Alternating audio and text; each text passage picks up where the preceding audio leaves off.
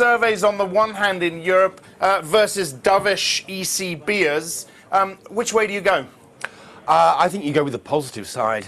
And I think that what we've seen over the course of the last few months, when people have really been taken by surprise by how robust the euro has been, is that it's not just interest rates that matter, and there are transmission mechanisms for stronger growth that go beyond interest rates. And I'm thinking particularly of the degree to which systemic risk in the eurozone has diminished, and those diminishing risk premia have held the currency up, and whatever happens to interest rates, and that I think is the balance of risk going forward. So we watch very closely, for instance, the performance of the bank stocks in the eurozone, in the periphery in particular, and think that's a positive force for the euro, which is perhaps underestimated. All right, we've had Draghi being dovish. We've had some dovish comments out of the US as well.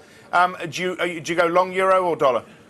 I still think the risk is of a squeeze higher in the euro from here, and the interest rate side on both sides is playing out relatively dovishly, but that there are other factors, specifically the financial performance in the eurozone, where just a small amount of positive growth, which is really what we have at the moment, is sufficient to see those risk premia compressed, and it's less riskiness that is the reason we like the euro rather than higher rates.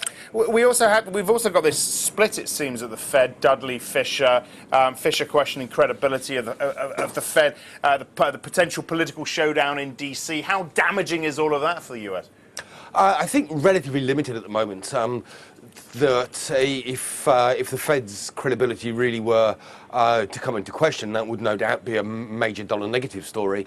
What I would tend to take as the barometer of that is what's happening to inflation expectations, as that will really be the key as to whether the Fed is perceived to be losing its grip on the economy. And inflation break-evens, for instance, have picked up a little bit, but not massively so.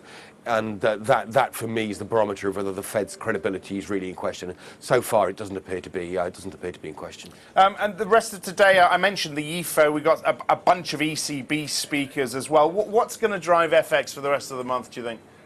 I think you have to say that the critical factors are going to be the coming FOMC meetings and the US payrolls reports, as we know that's effectively what Fed policy is linked to. That for me will be the critical stepping stones, is the shape of the US labour market and what the Fed tells us that means for policy. Most of the other data flow in the world is playing second fiddle to that.